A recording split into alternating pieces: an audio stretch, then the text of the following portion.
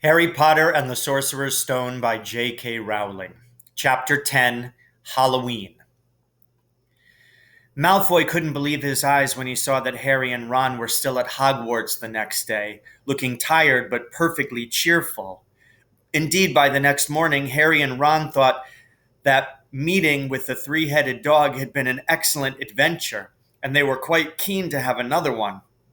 In the meantime, Harry filled Ron in about the package that seemed to have been moved from Gringotts to Hogwarts, and they spent a lot of time wondering what could possibly need such heavy protection. "It's either really valuable or really dangerous," said Ron. "Or both," said Harry. But as all they knew for sure about the mysterious object was that it was about 2 inches long, they didn't have much chance of guessing what it was without further clues. Neither Neville nor Hermione showed the slightest interest in what lay underneath the dog and the trapdoor. All Neville cared about was never going near the dog again. Hermione was now refusing to speak to Harry and Ron, but she was such a bossy know-it-all that they saw this as an added bonus.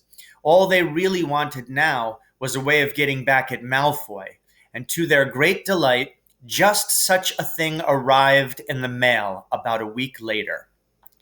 As the owls flooded into the great hall as usual, everyone's attention was caught at once by a long, thin package carried by 6 large screech owls.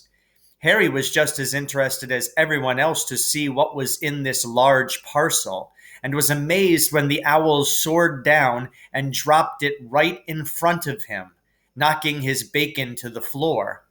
They had hardly fluttered out of the way when another owl dropped a letter on top of the parcel.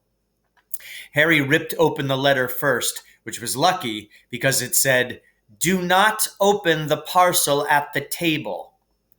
It contains your new Nimbus 2000, but I don't want everybody knowing you've got a broomstick or they'll all want one. Oliver Wood will meet you tonight on the Quidditch field at 7 o'clock for your first training session. Professor M. McGonagall." Harry had difficulty hiding his glee as he handed the note to Ron to read. "A Nimbus 2000?" Ron moaned enviously. "I've never even touched one." They left the hall quickly, wanting to unwrap the broomstick in private before their first class. But halfway across the entrance hall, they found the way upstairs barred by Crabbe and Goyle. Malfoy seized the package from Harry and felt it. "That's a broomstick," he said, throwing it back to Harry with a mixture of jealousy and spite on his face. "You'll be in for it this time, Potter. First years aren't allowed them." Ron couldn't resist it. "It's not any old broomstick," he said. "It's a Nimbus 2000. What did you say you've got at home, Malfoy? A Comet 260? Ron grinned at Harry. "Comets look flashy, but they're not in the same league as the Nimbus." "What would you know about it, Weasley? You couldn't afford half the handle," Malfoy snapped back. "I suppose you and your brothers have to save up twig by twig." Before Ron could answer, Professor Flitwick appeared at Malfoy's elbow. "Not arguing, I hope, boys," he squeaked. "Potter's been sent a broomstick, Professor," said Malfoy quickly. Yes, that's right," said Professor Flitwick, beaming at Harry. "Professor McGonagall told me all about the special circumstances, Potter. And what model is it?" "A Nimbus 2000, sir," said Harry, fighting not to laugh at the look of horror on Malfoy's face. "And it's really thanks to Malfoy here that I've got it," he added. Harry and Ron headed upstairs, smothering their laughter at Malfoy's obvious rage and confusion. "Well, it's true," Harry chortled as they reached the top of the marble staircase. "If he hadn't stolen Neville's Remembrall, I wouldn't be on the team." "So, I suppose you think that's a reward for breaking rules?" came an angry voice from just behind them.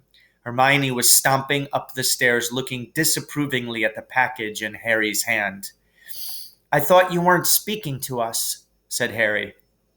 Yeah, don't stop now, said Ron. It's doing us so much good. Hermione marched away with her nose in the air. Harry had a lot of trouble keeping his mind on his lessons that day. It kept wandering up to the dormitory where his new broomstick was lying under his bed, or straying off to the Quidditch field where he'd be learning to play that night. He bolted his dinner that evening without noticing what he was eating, and then rushed upstairs with Ron to unwrap the Nimbus 2000 at last. Wow, Ron sighed as the broomstick rolled onto Harry's bedspread. Even Harry, who knew nothing about the different brooms, thought it looked wonderful. Sleek and shiny, with a mahogany handle, it had a long tail of neat, straight twigs and Nimbus 2000 written in gold near the top. As 7 o'clock drew nearer, Harry left the castle and set off in the dusk toward the Quidditch field. He'd never been inside the stadium before. Hundreds of seats were raised in stands around the field so that the spectators were high enough to see what was going on. At either end of the field were 3 golden poles with hoops on the end.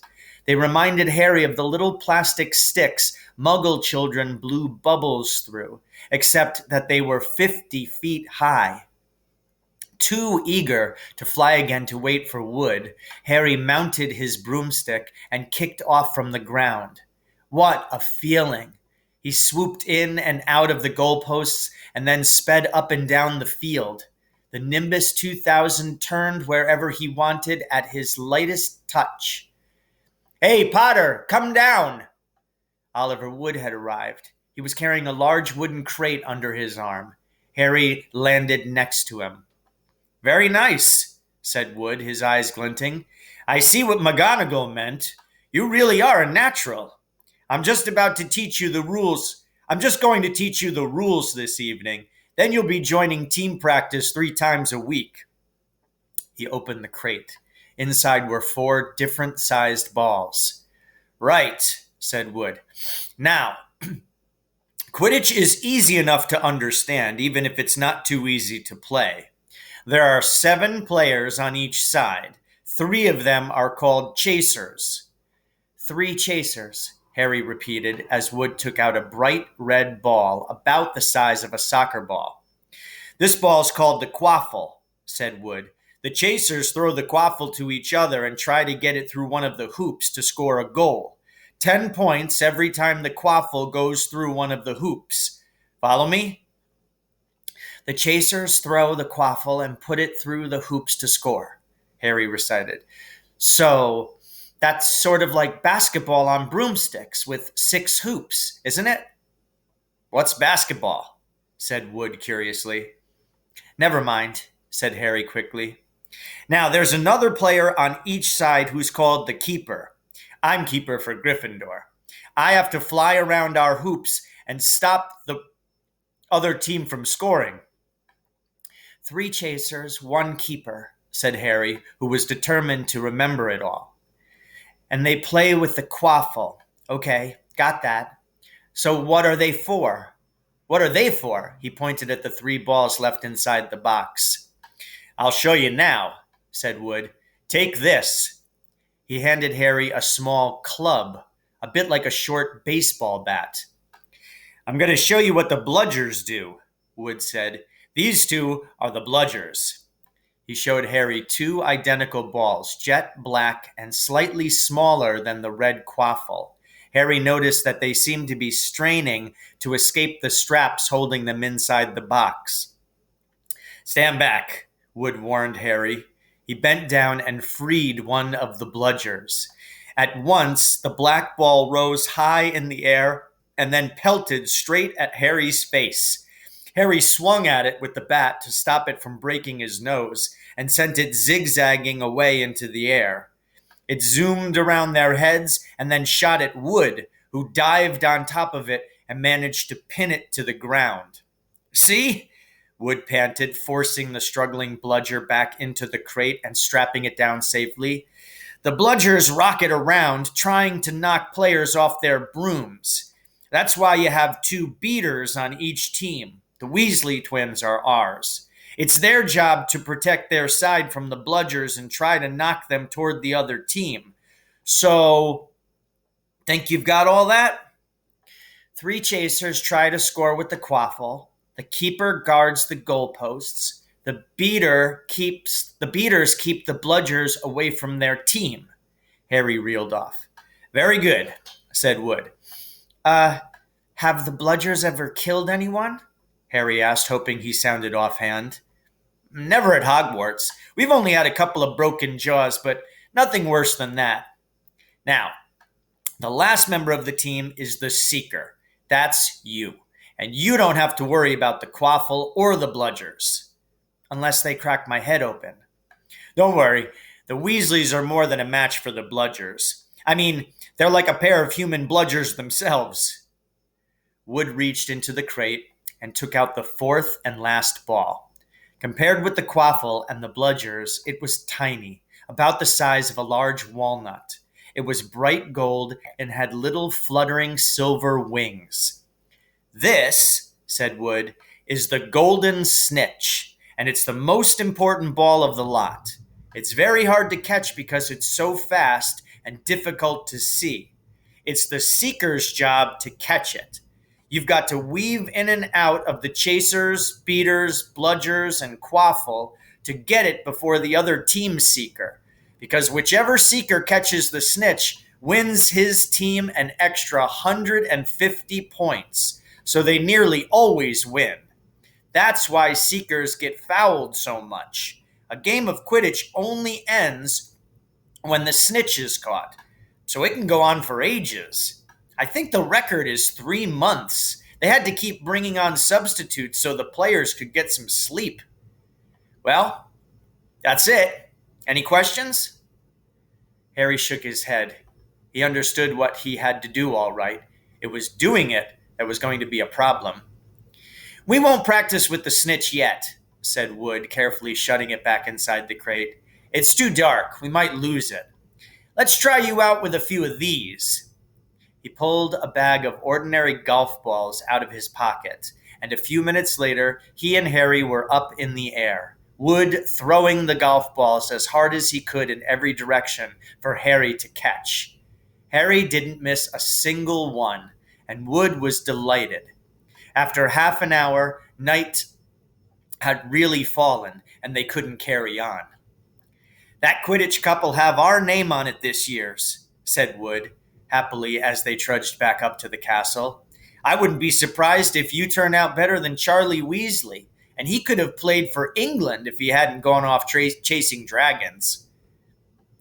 Perhaps it was because he was now so busy, what with Quidditch practice 3 evenings a week on top of all of his homework. But Harry could hardly believe it when he realized that he'd already been at Hogwarts 2 months. The castle felt more like home than Privet Drive ever had. His lessons, too, were becoming more and more interesting now that they had mastered the basics. On Halloween morning, they woke to the delicious smell of baking pumpkin wafting through the corridors. Even better, Professor Flitwick announced in Charms that he thought they were ready to start making objects fly, something they had all been dying to try since they'd seen him make Neville's toad zoom around the classroom. Professor Flitwick put the class into pairs to practice. Harry's partner was Seamus Finnegan, which was a relief because Neville had been trying to catch his eye. Ron, however, was to be working with Hermione Granger. It was hard to tell whether Ron or Hermione was angrier about this. She hadn't spoke to either of them since the day Harry's broomstick had arrived. Now, don't forget what nice wrist movement we've been practicing, squeaked Professor Flitwick, perched on top of his pile of books as usual. Swish and flick. Remember, swish and flick. And saying the magic words properly is very important too. Never forget Wizard Baruffio, who said S instead of F and found himself on the floor with a buffalo on his chest.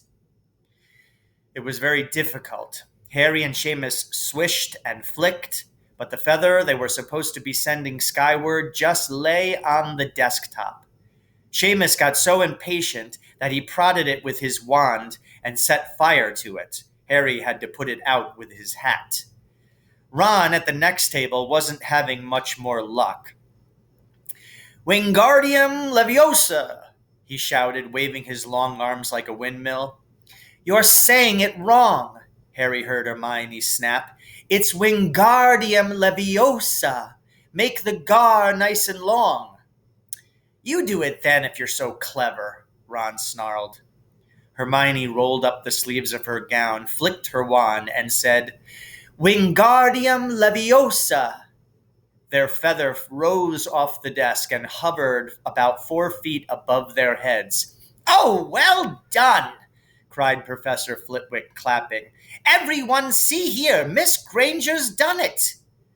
Ron was in a very bad mood by the end of class. It's no wonder no one can stand her, he said to Harry as they pushed their way into the crowded corridor. She's a nightmare, honestly. Someone knocked into Harry as they hurried past him. It was Hermione. Harry caught a glimpse of her face and was startled to see that she was in tears. I think she heard you. So, said Ron, but he looked a bit uncomfortable. She must have noticed she's got no friends. Hermione didn't turn up for the next class and wasn't seen all afternoon. On their way down to the Great Hall for the Halloween feast, Harry and Ron overheard Parvati Patel telling her friend Lavender that Hermione was crying in the girls' bathroom and wanted to be left alone. Ron looked still more awkward at this, but a moment later they had entered the Great Hall, where the Halloween decorations put Hermione out of their minds. 1,000 live bats fluttered from the walls and ceiling, while 1,000 more swooped over the tables in low black clouds, making the candles and the pumpkins stutter. The feast appeared suddenly on the golden plates, as it had at the start of term banquet. Harry was just helping himself to a baked potato when Professor Quirrell came sprinting into the hall, his turban askew and terror on his face. Everyone stared as he reached Professor Dumbledore's chair, slumped against the table, and gasped, Troll! In the dungeons! Thought you ought to know! He then sank to the floor in a dead faint. There was an uproar. It took several purple firecrackers exploding from the end of Professor Dumbledore's wand to bring silence. Prefects! He rumbled. Lead your houses back to the dormitories immediately. Percy was in his element. Follow me, stick together. First years. No need to fear the troll if you follow my orders. Stay close behind me now. Make way, first year's coming through. Excuse me, I'm a prefect. How could a troll get in? Harry asked as they climbed the stairs. Don't ask me, they're supposed to be really stupid, said Ron. Maybe Peeves let it in for a Halloween joke. They passed different groups of people hurrying in different directions. As they jostled their way through a crowd of confused Hufflepuffs, Harry suddenly grabbed Ron's arm. I've just thought. Hermione. What about her? She doesn't know about the troll. Ron bit his lip. Oh, all right, he snapped. But Percy better not see us. Ducking down, they joined the Hufflepuffs going the other way, slipped down a deserted side corridor, and hurried off toward the girls' bathroom. They had just turned the corner when they heard quick footsteps behind them. Percy! Hissed Ron, pulling Harry behind a large stone griffin. Peering around it, however, they saw not Percy, but Snape. He crossed the corridor and disappeared from view. What's he doing? Harry whispered. Why isn't he down in the dungeons with the rest of the teachers? Search me. Quietly as possible, they crept along the next corridor after Snape's fading footsteps. He's heading for the 3rd floor, Harry said, but Ron held up his hand. Can you smell something? Harry sniffed, and a foul stench reached his nostrils, a mixture of old socks and the kind of public toilet no one seems to clean. And then they heard it, a low grunting, and the shuffling footfalls of gigantic feet. Ron pointed. At the end of the passage to the left, something huge was moving toward them. They shrank into the shadows and watched as it emerged into a patch of moonlight.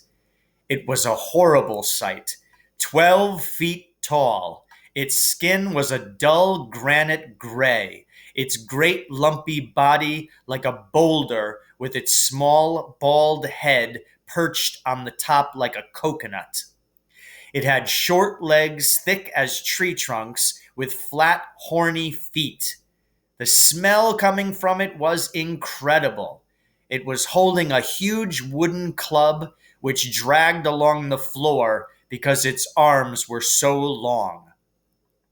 The troll stopped next to a doorway and peered inside. It waggled its long ears, making up its tiny mind, then slouched slowly into the room. "The key's in the lock," Harry muttered. "We could lock it in." "Good idea," said Ron nervously. They edged toward the open door, mouths dry, praying the troll wasn't about to come out of it. With one great leap, Harry managed to grab the key, slam the door, and lock it. Yes! Flushed with their victory, they started to run back up the passage. But as they reached the corner, they heard something that made their hot hearts stop. A high, petrified scream. And it was coming from the chamber they just chained up. "Oh no," said Ron, pale as the Bloody Baron. "It's the girls' bathroom," Harry gasped. "Hermione," they said together. It was the last thing they wanted to do, but what choice did they have? Wheeling around, they sprinted back to the door and turned the key, fumbling in their panic. Harry pulled the door open, and they ran inside. Hermione Granger was shrinking against the wall opposite, looking as if she was about to faint. The troll was advancing on her, knocking the sinks off the walls as it went. "Confuse it," Harry said desperately to Ron, and seizing a tap, he threw it as hard as he could against the wall. The troll stopped a few feet from Hermione. It lumbered around, blinking stupidly, to see what had made the noise. Its mean little eyes saw Harry. It hesitated, then made for him instead, lifting its club as it went. "Oi, pea-brain!" yelled Ron from the other side of the chamber, and he threw a metal pipe at it. The troll didn't even seem to notice the pipe hitting its shoulder, but it heard the yell and paused again, turning its ugly snout toward Ron instead, giving Harry time to run around it. "Come on, run, run!" Harry yelled at Hermione, trying to pull her toward the door, but she couldn't move. She was still flat against the wall, her mouth open with terror. The shouting and the echoes seemed to be driving the troll berserk. It roared again and started toward Ron, who was nearest and had no way to escape. Harry then did something that was both very brave and very stupid. He took a great running jump and managed to fasten his arms around the troll's neck from behind. The troll couldn't feel Harry hanging there, but even a troll will notice if you stick a long bit of wood up its nose, and Harry's wand had still been in his hand when he jumped. It had gone straight up one of the troll's nostrils. Howling with pain, the troll twisted and flailed its club, with Harry clinging on for dear life. Any second, the troll was going to rip him off or catch him with a terrible blow of the club. Hermione had sunk to the floor in fright. Ron pulled out his own wand, not knowing what he was going to do when he heard himself cry the first spell that came into his head. "Wingardium Leviosa!" The club flew suddenly out of the troll's hand, rose high, high up into the air, turned slowly over and dropped with a sickening crack onto its owner's head. The troll swayed on the spot and then fell flat on its face with a thud that made the whole room tremble. Harry got to his feet. He was shaking and out of breath. Ron was standing there with his wand still raised, staring at what he had done. It was Hermione who spoke first. "Is it dead?" "I don't think so," said Harry. "I think it's just been knocked out." He bent down and pulled his wand out of the troll's nose. It was covered in what looked like lumpy gray glue. "Ugh, troll boogers." He wiped it on the troll's trousers. A sudden slamming and loud footsteps made the three of them look up. They hadn't realized what a racket they had been making, but of course someone downstairs must have heard the crashes and the troll's roars. A moment later, Professor McGonagall had come bursting into the room, closely followed by Snape, with Quirrell bringing up the rear. Quirrell took one look at the troll, let out a faint whimper, and sat quickly down on a toilet, clutching his heart. Snape bent over the troll. Professor McGonagall was looking at Ron and Harry. Harry had never seen her look so angry. Her lips were white. Hopes of winning 50 points for Gryffindor faded quickly from Harry's mind. "What on earth were you thinking of?" said Professor McGonagall, with a cold fury in her voice. Harry looked at Ron, who was still standing with his wand in the air. "You're lucky you weren't killed. Why aren't you in your dormitory?" Snape gave Harry a swift, piercing look. Harry looked at the floor. He wished Ron would put his wand down. Then a small voice came out of the shadows. "Please, Professor McGonagall, they were looking for me." "Miss Granger?" Hermione had managed to get to her feet at last. "I went looking for the troll because I thought I could deal with it on my own. You know, because I've read all about them." Ron dropped his wand. Hermione Granger telling a downright lie to a teacher? "If they hadn't found me, I'd be dead now. Harry stuck his wand up its nose and Ron knocked it out with its own club. They didn't have time to come and fetch anyone. It was about to finish me off when they arrived." Harry and Ron tried to look as though this story wasn't new to them. "Well, in that case," said Professor McGonagall, staring at the three of them, "Miss Granger, you foolish girl, how could you think of tackling a mountain troll on your own?" Hermione hung her head. Harry was speechless. Hermione was the last person to do anything against the rules, and here she was, pretending she had, to get them out of trouble. It was as if Snape had started handing out sweets. "Miss Granger, 5 points will be taken from Gryffindor for this," said Professor McGonagall. "I'm very disappointed in you. If you're not hurt at all, you'd better get off to Gryffindor Tower. Students are finishing the feast in their houses." Hermione left. Professor McGonagall turned to Harry and Ron. "Well, I still say you were lucky, but not many first years could have taken on a full-grown mountain troll. You each win Gryffindor 5 points. Professor Dumbledore will be informed of this. You may go." They hurried out of the chamber and didn't speak at all until they had climbed 2 floors up. It was a relief to be away from the smell of the troll, quite apart from anything else. "We should have gotten more than 10 points, Ron grumbled. 5, you mean, once she's taken off Hermione's." "Good of her to get us out of trouble like that," Ron admitted. "Mind you, we did save her." "She might not have needed saving if we hadn't locked the thing in with her," Harry reminded him. They had reached the portrait of the fat lady. "Pig Snout," they said, and entered. The common room was packed and noisy. Everyone was eating the food that had been sent up. Hermione, however, stood alone by the door, waiting for them. There was a very embarrassed pause. Then, none of them looking at each other, they all said, "Thanks," and hurried off to get plates. But from that moment on, Hermione Granger became their friend. There are some things you can't share without ending up liking each other, and knocking out a 12-foot mountain troll is one of them. So ends Chapter 10, Harry Potter and the Sorcerer's Stone by J.K. Rowling.